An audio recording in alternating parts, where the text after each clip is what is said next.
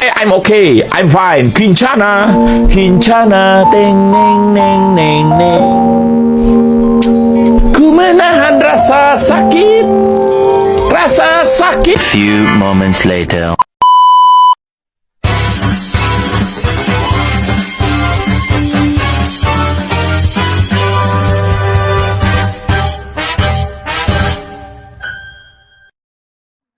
Assalamualaikum warahmatullahi wabarakatuh. Perkenalkan, nama saya Yupriwati Tasya dengan NIM 0704211017. Di sini saya akan membawakan materi sistem limfatik dan sistem imun. Nah, langsung saja kita memasuki materinya, yaitu pengertian dari sistem imun sendiri. Nah, jadi sistem imun itu adalah suatu jaringan dari organ yang bekerja sama untuk melindungi tubuh manusia dari patogen seperti bakteri, virus, dan sel kanker. Dan sistem imun ini juga memiliki beberapa fungsi. Yang pertama, pembentuk kekebalan tubuh, dan yang kedua itu penolak dan penghancur segala bentuk benda asing yang masuk ke dalam tubuh. Dan yang ketiga itu sebagai pendeteksi adanya sel abnormal, infeksi, dan patogen yang membahayakan. Nah, selanjutnya kita memasuki struktur sistem imun. Jadi, dalam sistem imun itu juga terdapat sistem limfatik. Ya, sistem limfatik ini merupakan bagian pelengkap dari sistem imunitas dan berperan penting dalam pertahanan tubuh terhadap penyakit. Bagian aktif sistem ini adalah cairan limfa yang awalnya berupa cairan intersial yang terkumpul dari sel-sel di seluruh tubuh. Sistem limfa tersusun dari organ-organ limfatik yang terdiri dari dua organ. Nah, organ yang pertama itu adalah organ limfatik primer. Organ limfatik primer ini adalah organ maturasi atau tempat terbentuknya sel limfosit T dan B. Organ mengandung sistem sel atau membelah dan menjadi imunokomplen, mampu berperan dalam sistem imun. Nah, organ yang kedua itu adalah organ limfatik sekunder. Jadi, organ limfatik sekunder ini tempat sel limfosit T dan B itu berfungsi. Organ dan jaringan di mana banyak terjadi respon imun. Terdiri dari nodus limfa, limfa atau slepen, dan tonsil atau appendix. Nah, lalu di dalam organ limfatik primer itu terdapat sumsum tulang. Yang pertama itu adalah sumsum tulang. Nah, sumsum tulang adalah tempat produksi sel-sel darah termasuk sel imun. Semua limfosit berasal dari sumsum tulang. Namun, hanya limfosit B yang terdiri dari diferensiasi sekaligus mengalami pematangan pada sumsum tulang. Untuk limfosit T akan berdiferensiasi menuju timus. Timus tulang merah terdapat di dalam tulang pipi dan epifise tulang pipa pada orang dewasa. Sumsum tulang merah merupakan tempat pembentukan limfosit. Nah, yang kedua itu ada timus. Timus adalah tempat di mana limfosit berkembang menjadi sel T. Kelenjar timus berbeda dengan atas mediastimus di belakang stemum dan memanjang ke atas hingga dasar leher. Berat dari kelenjar ini sekitar 10-15 gram pada saat lahir dan tumbuh hingga pubertas. Selanjutnya akan mengalami atrofil. Timus berbeda dengan organ limfoid lainnya karena hanya berfungsi untuk tempat pematangan limfosit T. Timus adalah satu-satunya organ limfoid yang memerangi antigen secara langsung. Nah, yang ketiga itu ada nodus limfa. Di nodus limfa ini adalah organ berbentuk seperti kacang yang terletak di sepanjang pembuluh limfa dan berjumlah sekitar 600 organ. Nah, nodus limfa mengandung sel limfosit B dan limfosit T. Nodus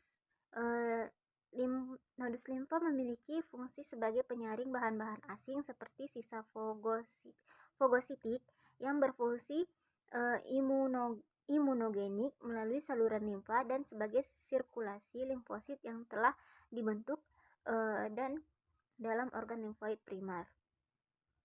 Kemudian selanjutnya yang keempat ada limfa atau spleen. Jadi, limfa adalah organ yang berwarna merah keunguan dan terletak di dalam rongga perut sebelah kiri atas. Nah, tempatnya di belakang lambung. Limfa memiliki ukuran besar. Ukuran limfa itu sendiri sebesar kepalan tangan orang dewasa dan panjang sekitar 11 cm dan berat kurang lebih 150 gram. Jadi ukuran limfa itu bisa kita bayangkan sekepalan tangan orang dewasa seperti ini ya. Nah, selanjutnya itu limfa berfungsi untuk membuang antigen dalam darah dan menghancurkan eritrosit yang sudah tua. Terdapat dua jaringan limfa, yaitu pulpa merah yang terdiri dari jaringan retikuler dan sinodoid yang dilapisi oleh makrofag, fagositik, dan limfosit terutama sel plasma. Yang kedua itu ada organ pulpa putih yang terdiri dari atas limfosit T di area T yang mengelilingi eritrosit sentratis dan limfosit B yang mengelilingi area T. Lalu selanjutnya itu ada tonsil. Nah, amandel alias tonsil adalah organ yang terletak di belakang tenggorokan organ yang terdiri menjadi bagian dalam sistem limfatik ini. Nah, ternyata memainkan peran penting dalam menjaga kesehatan tubuh yang dengan memerangi infeksi pada saluran pernapasan bagian atas dan faring. Tonsil adalah organ limfoid yang paling sederhana. Nah, kedua tonsil terdiri dari atas jaringan limfe, sejumlah besar jaringan limfoid masuk ke dalam formasi limfa, membran serosa, dan dalam kulit usus halus. Di dalam usus mereka ditampung di dalam mukosa. Lalu selanjutnya itu ada respon imun. Nah, respon imun adalah cara tubuh merespon masuknya antigen ke dalam tubuh. Jadi respon imun ini sendiri itu terbagi menjadi dua, yaitu respon imun non-spesifik dan respon imun spesifik. Jadi respon imun non-spesifik ini tidak membeda-bedakan antigen yang diserang. Dan respon imun spesifik dia ini seperti menyaring antigen tertentu dan dapat mengenali kembali jika sewaktu-waktu antigen yang sama menyerangi kembali. Jadi kalau misalnya kita melakukan vaksin, respon imun spesifik inilah yang akan menyerangnya. Kemudian selanjutnya respon imun spesifik yaitu respon yang sudah ada sejak manusia dilahirkan dan memiliki fungsi sebagai respon dini dalam menghadapi antigen dan menginduksi terjadinya respon imun spesifik. Komponen-komponennya itu yang pertama tentunya saja ada kulit atau fisik mekanik yang tersusun dari keratin yang sulit ditembus antigen. Selain itu terdapat rambut pada saluran pernapasan, terdapat silia.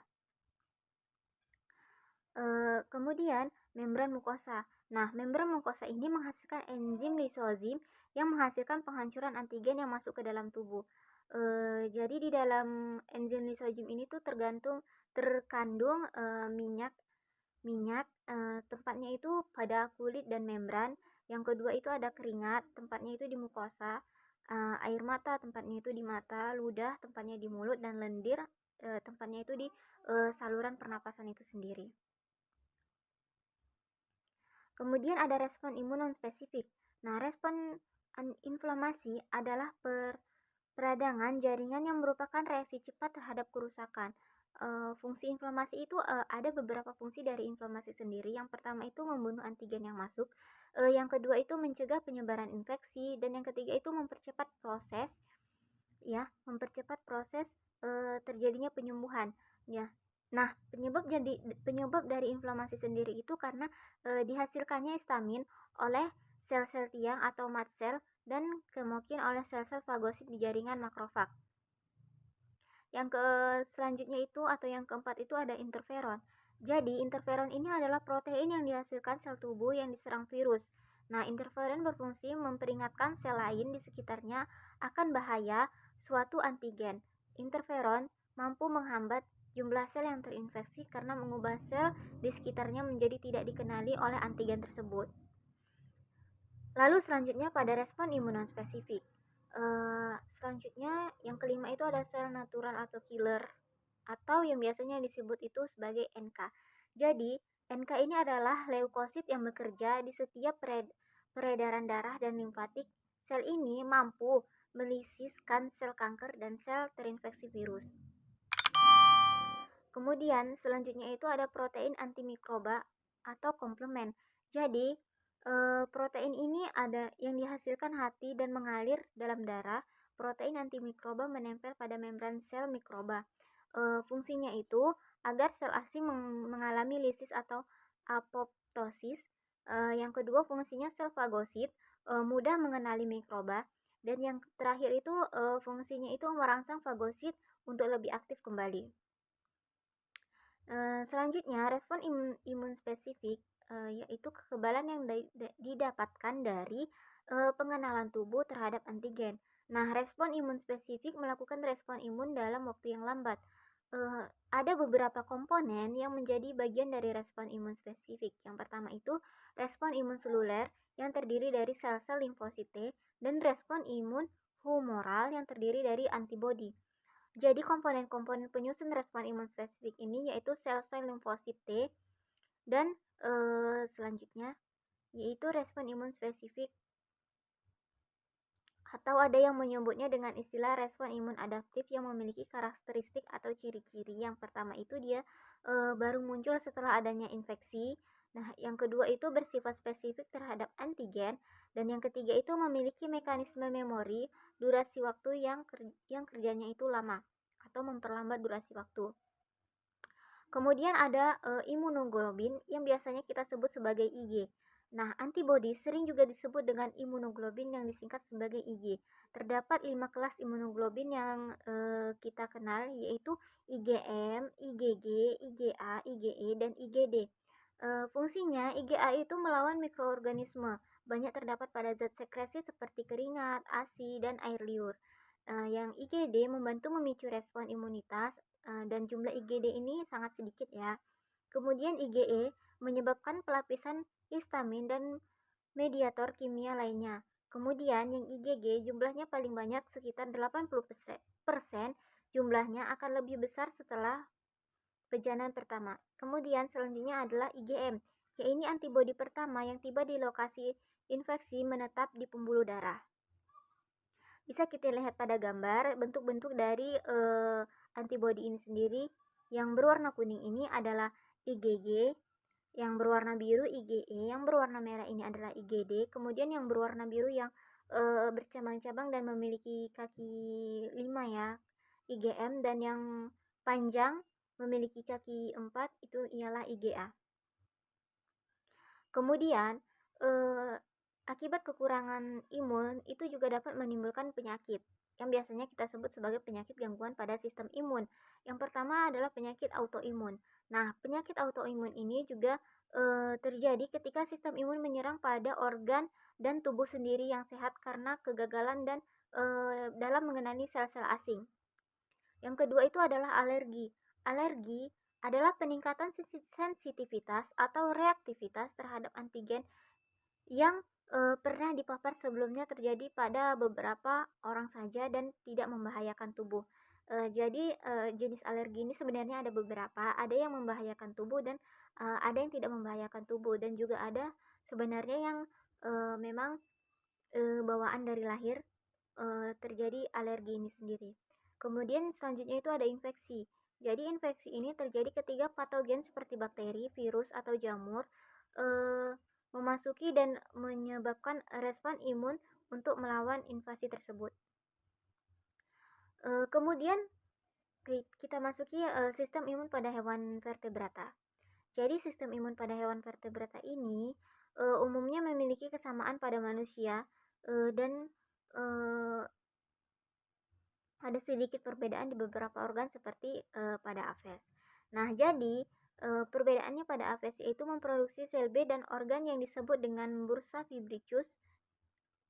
Untuk sel T pada Aves hampir mirip dengan sel T pada mamalia. Jadi dapat kita lihat pada gambar yang dapat kita lihat bersama, yaitu organ yang bernama bursa fibricus itu adalah organ yang memproduksi sel B pada Aves. Kemudian selanjutnya sistem imun pada amfibi.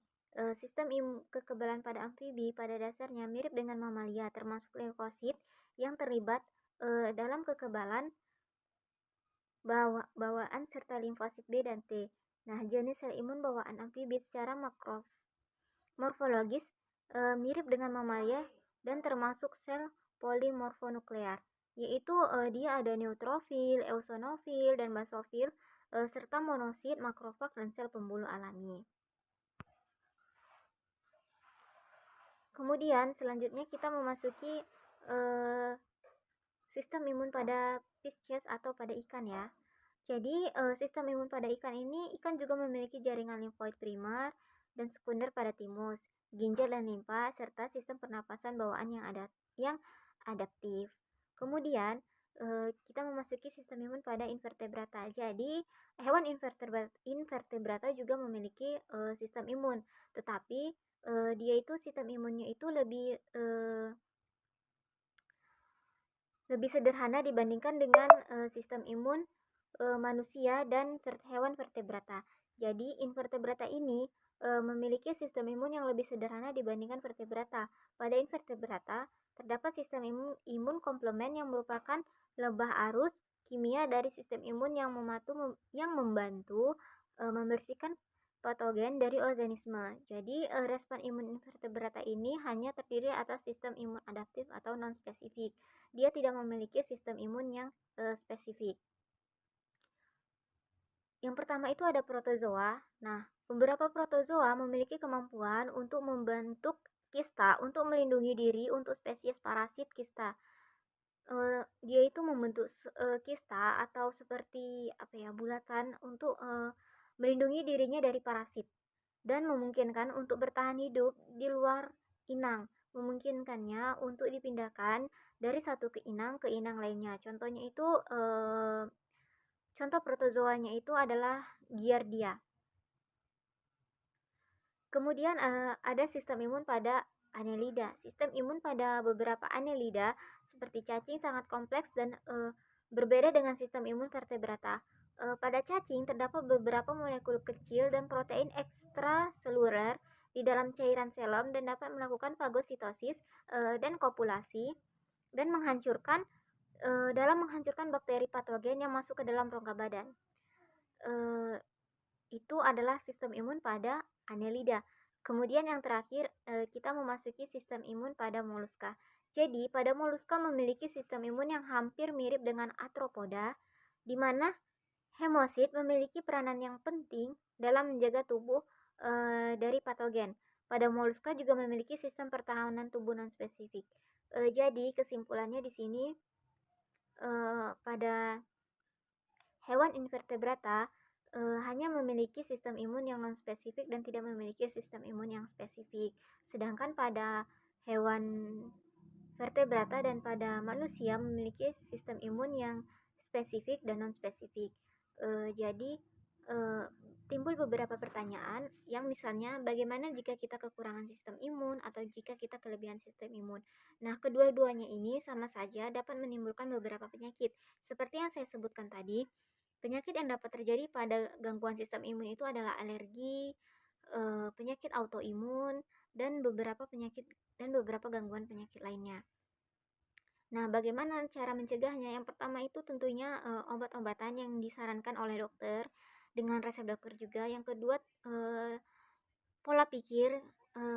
Kita harus menjaga pola pikir kita agar tidak stres dan tidak terjadi gangguan pada sistem imun kita dan tidak menyebabkan penyakit atau gangguan yang terjadi dalam tubuh kita akibat stres. Mungkin ini saja yang dapat saya sampaikan. Kurang dan lebih saya mohon maaf. Wabillahi taufiq wal hidayah. Wassalamualaikum warahmatullahi wabarakatuh.